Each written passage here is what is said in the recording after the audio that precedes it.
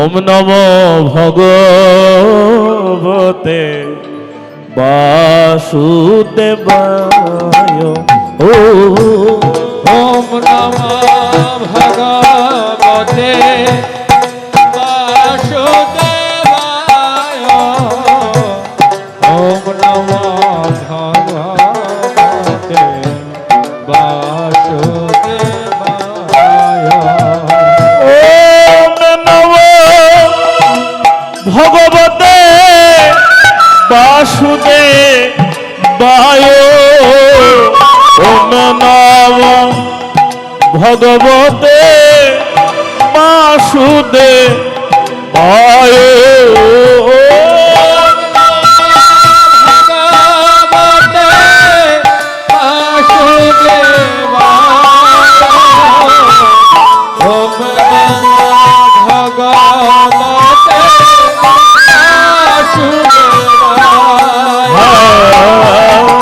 Hare Krishna, Hare Krishna, Krishna Krishna, Hare Hare, Hare Rama,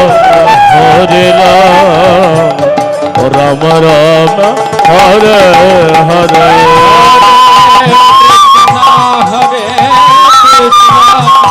Krishna Krishna, Hare Hare, Hare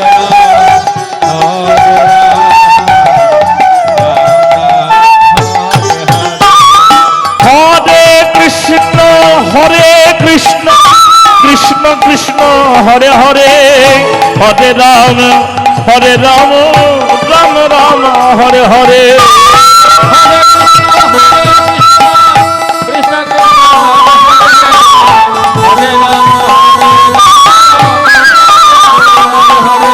Hare Krishna, Hare Krishna, Krishna Krishna, Hare Hare, Hare Rama, Rama Rama, Hare Hare.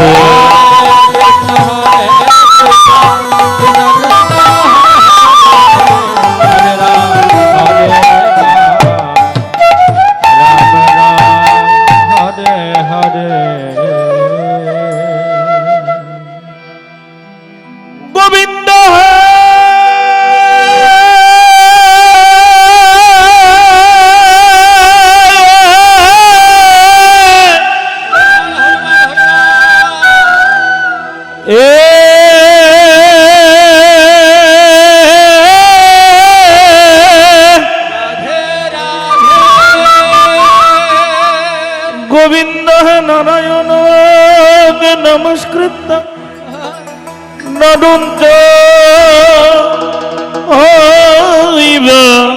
নরোত্তম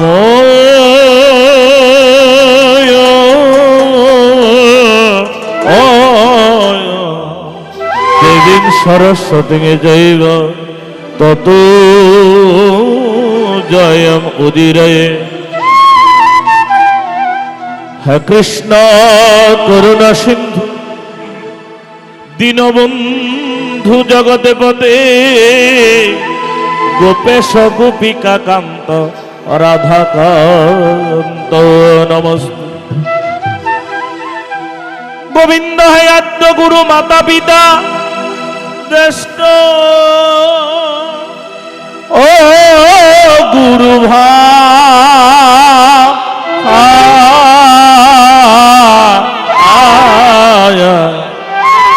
তারও চেয়েও অধিক গুরু শ্রীনন্দের গানাই। গোবিন্দ যে গুরু শিখাইছে মোরে 36 অক্ষর, শত কোটি প্রণাম তাদের চরণে। গোবিন্দ হয় আমার শ্রী গুরু বন্দাই তৎযুদবন্দী দন্তে তৃণ করি।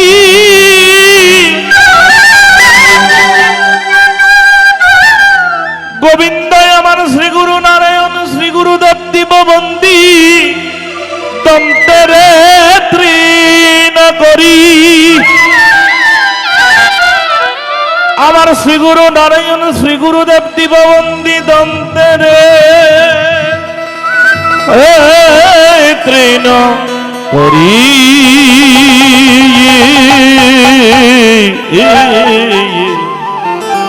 গুরুর যত ভক্ত বন্দি শ্রীচরণে ধরি ধরে হেন গুরুর পদই আমি বন্দি সাষ্টাঙ্গেতে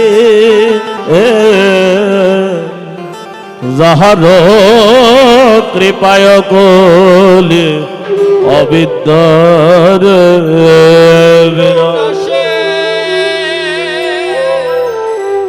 গোবিন্দ শ্রীনন্দন নন্দন হরি জম্বুদ্বীপে অবতরী হরিবল হরিবল জগত বরিয়া প্রেম দিল রাধে রাধে গোবিন্দময়ী মন্দহীনমতি বৈষ্ণবে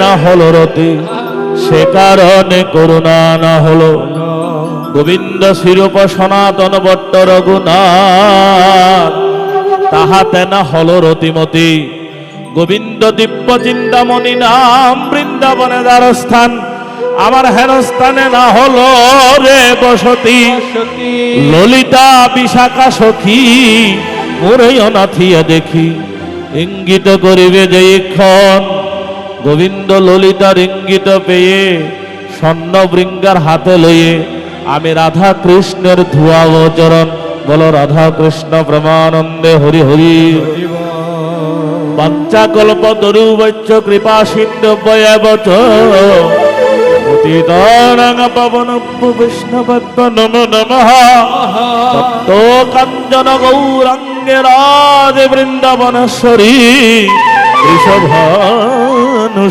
দেহি তং নমামি হরি গোবিন্দ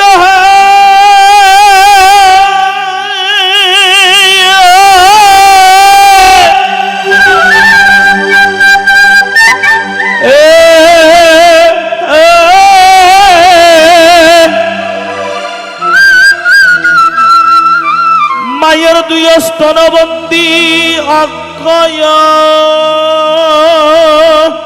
ও রে ভান্ডার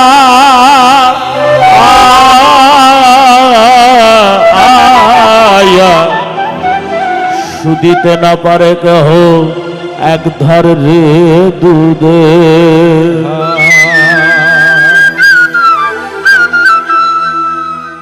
ভাগবত রসামৃতে পরিতৃপ্ত যারা অন্য রসাদে তৃপ্ত নাহি হয়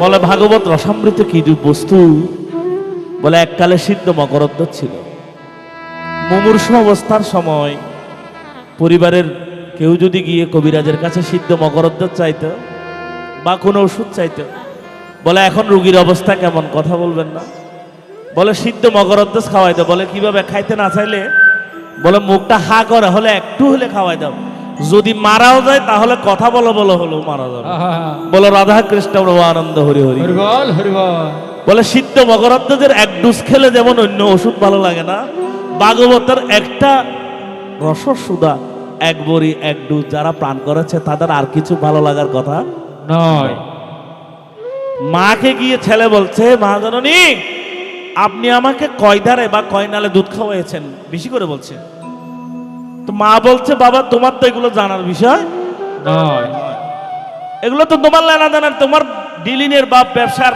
এটা বিষয় নয় কিন্তু ছেলে বিড়াবিড়ি করে বলছে বারবার যখন বিড়াবিড়ি করছে মা জননী বলছে বলে আমি প্রথমে দুধ খাওয়াইছি 4 নালে তারপরে দুধ খাওয়াইছি 8 নালে তারপরে 16 নালে এট দ্য লাস্ট মোমেন্ট বলে 32 নালে দুধ খাওয়াইছি বলে ঠিক আছে তুমি যদি 32 নালে বা 32 ধারে আমাকে দুধ খাওয়াইয়ে থাকো আমি তোমার দুধের ঋণ শোধ করে দিব বলে কিভাবে বাবা বলে আমি একটা দিঘি তৈরি করব দিঘি মানে বড় পুষ্করিণী আপনারা জানেন জ্ঞানী গুণীরা দিঘিতে থাকে জল আমি সেই দিঘি জলে পূর্ণ করব না ক্রিয়াবিধির মধ্যে দুধ দিয়ে বলে কারো যদি সামর্থ্য থাকে বিটার মধ্য থেকে খাল অর্থাৎ ছোট খাল তৈরি করে সেখানে দুধ ঢেলে যদি নদীতে ফেলা যায় এটার চাইতে বড় দান হতে পারে না এটা সবার জন্য না তো ছেলে মাকে বলছে মা জননী আমি একটা দিঘি তৈরি করব সেই দিঘিতে থাকবে দুগ্ধে কানায় কানায় যেদিন পূর্ণ করব সেদিন চিন্তা করবো যে তোমার দুধের ঋণ আমি শোধ করে দিয়েছি। হ্যাঁ, আচ্ছা ঠিক আছে, মা বাবা তো ছেলেকে বড় লোক বানিয়েছেন, জজ ব্যারিস্টার পুলিশ কমিশনার, বড় পকেটে টাকা আছে, 7 দিনের মধ্যে দিঘি তৈরি, বড় দিঘি। এবার দুধ ঢালা আরম্ভ করেছে। France, America, Abu Dhabi, Bangladesh, Bharat যত দুধ আছে, হ্যাঁ, দুধ ঢালছে তো ঢালছেন, ঢালছে তো ঢালছেন, সমস্ত দুধ ঢেলে একদম কানায় কানায় পূর্ণ।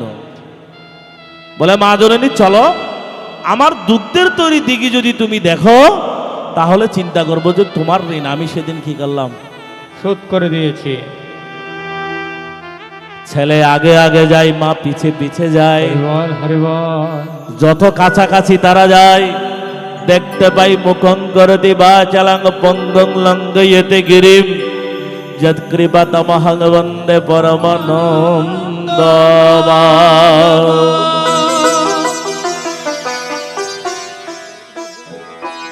আপনারা গঙ্গার তীরের মানুষ, গঙ্গা তটে বসে, কিন্তু আমার বানানো কথা আমাদের এখানে আমার মা জননী, দিদিরা, বাবারা অনেকে ভাগবত ভক্ত আছেন, আসে না গঙ্গার তীরের বসে ভাগবত শোনার কথা, এটাও ভাগ্যের ব্যাপার। এইখানে ফল না পেলে ফলাফল অন্যখানে আছে, কথা হবে। কি বলছি চাইলাম, বলে নদীতে জোয়ার এলে নদীর ভিতরে গিয়ে দেখতে হয় না জোয়ার এসেছে কিনা, ঠিক না মা জননী? দূর থেকে দেখা যায়, ওই দেখো নদীতে জোয়ার এসেছে, বিল্ডিং এ থেকে দেখা যায়, বাড়িতে থেকে দেখা যায়, নদীর কাছাকাছি গিয়ে দেখার প্রয়োজন হয় না। হয় না। নদীতে যে জোয়ার এসেছে, ওই দিঘির জল কাদায় কাদায় পূর্ণ, সেখানে গিয়ে দেখার অবকাশ নাই। ছেলে দেখেছে, মা দেখেছে, একদম শ্বেত শুভ্র, শ্বেত শুভ্র দিঘি। ছেলে আগে আগে যায়, মা পিছে পিছে পিছে। পিছে যায়।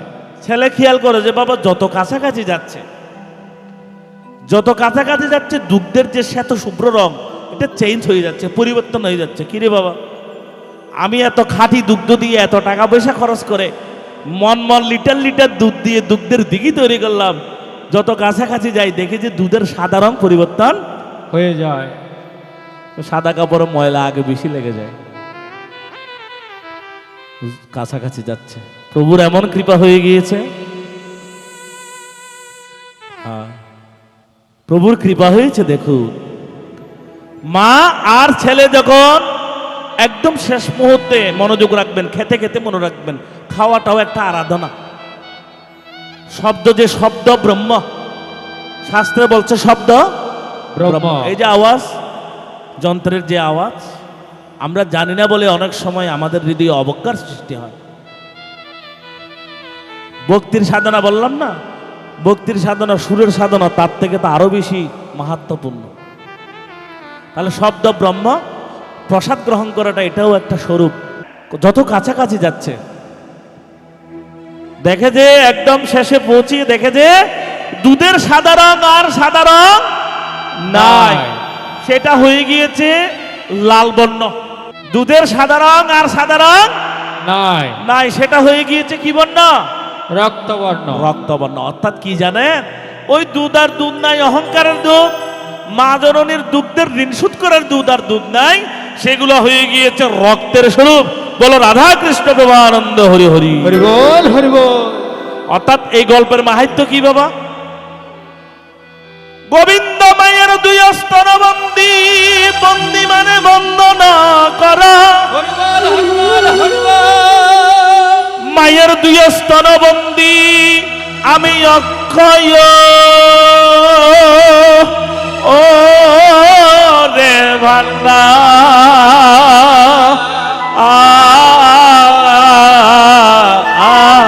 আয়া, শুধিতে না পারে কেহ এক ধারে দুধের দাম। সবাই বলি হরে কৃষ্ণ হরে কৃষ্ণ কৃষ্ণ কৃষ্ণ হরে হরে হরে হরে হরে রাম হরে রাম রাম রাম হরে হরে। আমার আওয়াজ কি পরিষ্কার? পিছনে আওয়াজ আউটপুটে পরিষ্কার? তাহলে শুনুন, দুগ্ধের কথা বললাম তো, ও যার সাক্ষী আছে দুগ্ধের ভাণ্ড উপরে ভাসে তার মাখন ছানা, সরল হইয়া আছে যে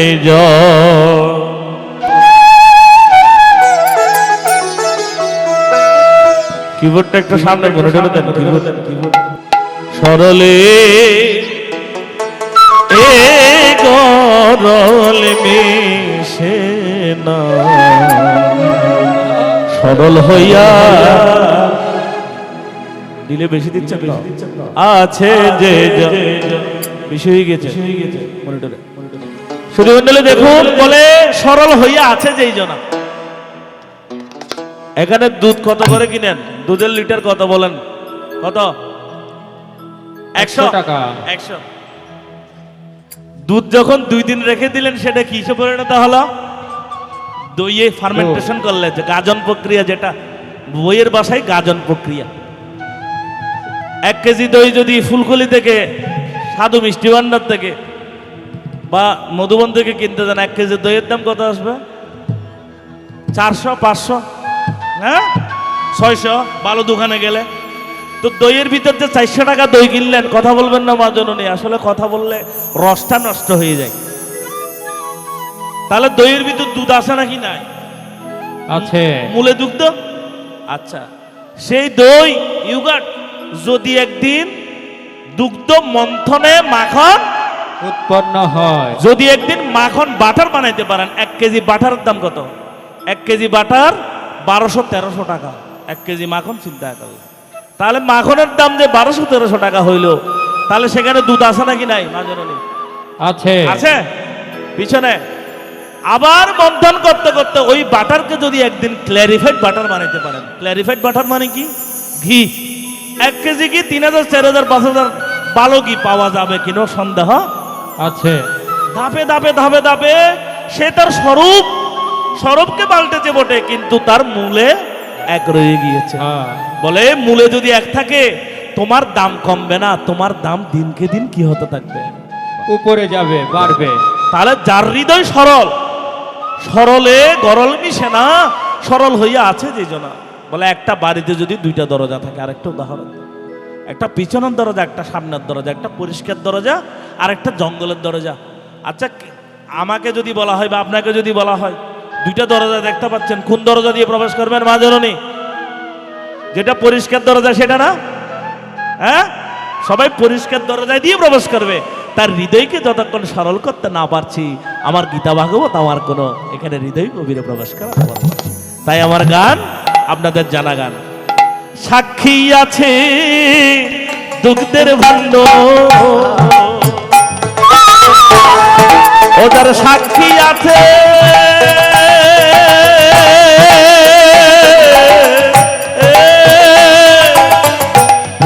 সাক্ষী আছে দুগ্ধের ভাণ্ড, উপরে ভাসে তার মাখনার ছানা, সরল হইয়া আছে যে জনা, সরলে এ গরল মিশে না, সরল হইয়া আছে যে জনা।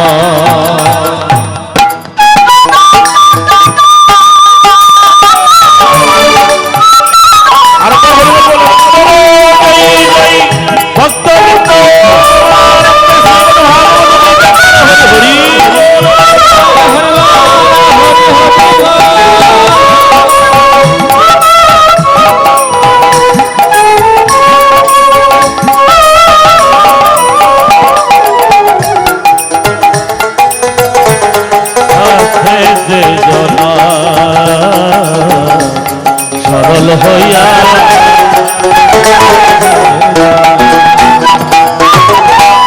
পদ্ম পুষ্প জলে ভাসে, কি সুন্দর মনের উল্লাসে পদ্ম কখনো জলে মিশে না।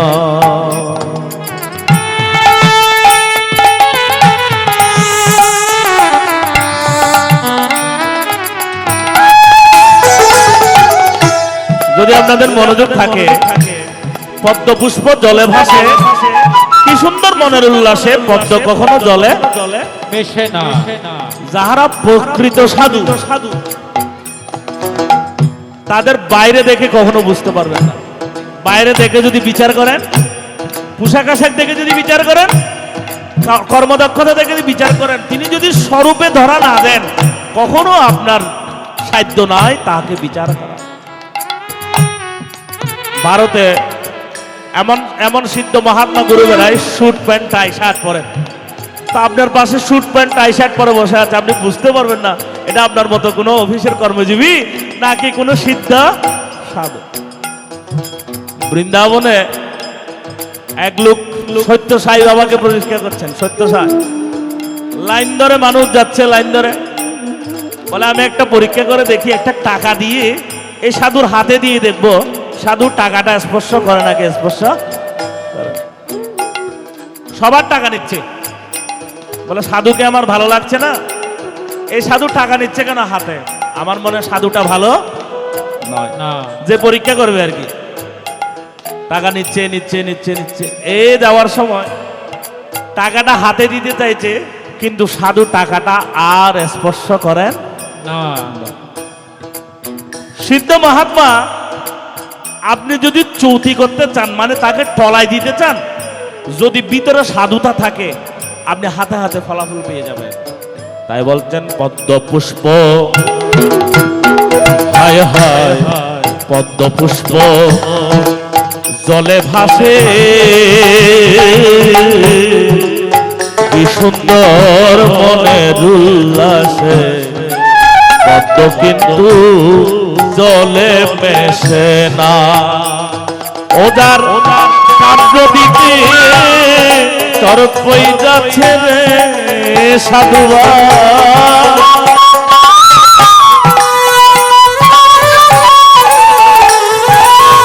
ওদার কাব্য দিতে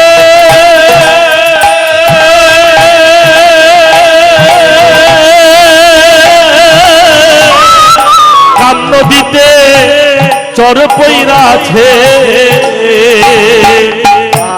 প্রেম নদীতে জলা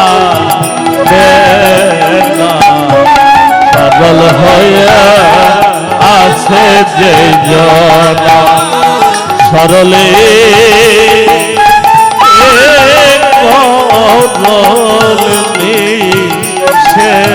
না, সরল হইয়া আছে যে জন্য।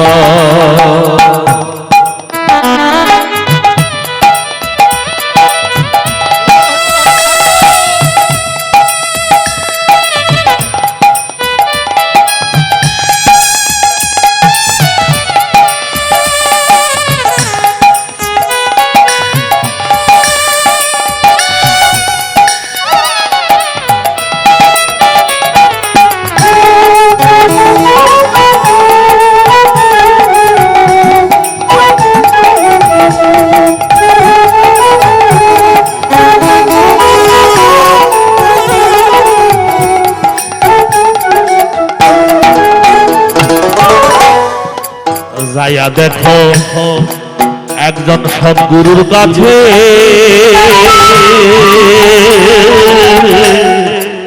সাপের মাথায় ব্যাঙে নাচতেছে, তবু সাপে আহার করে না।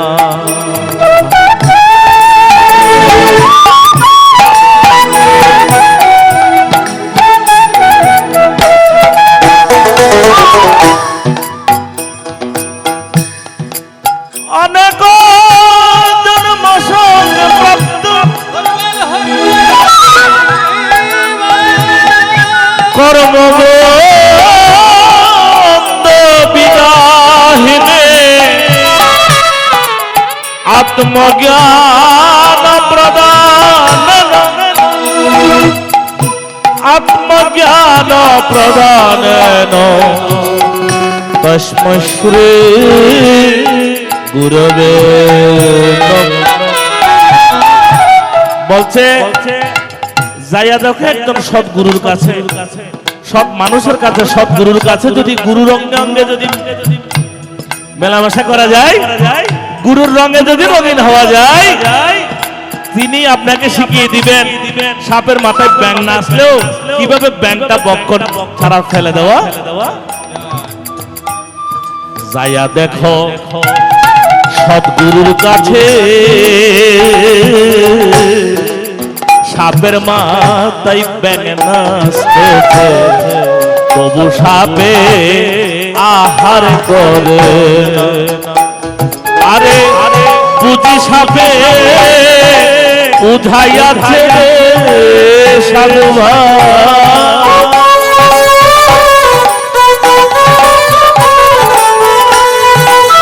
আরে বুঝি সাপে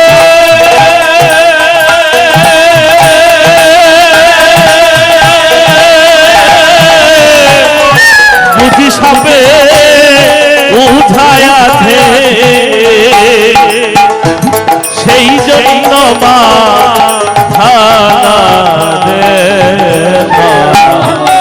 সরল হইয়া আছে যে ওদের সাক্ষী আছে দুঃখের ভণ্ডরে সাধু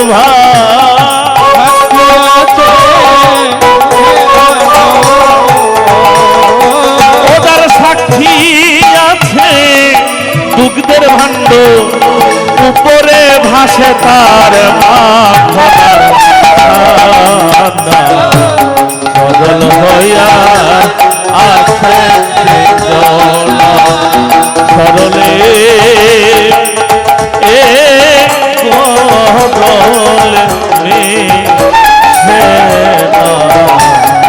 সরল হইয়া আছে যে জন ও সরলে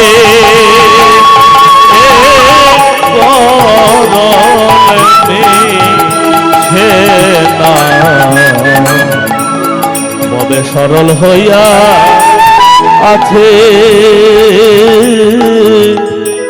যে জন।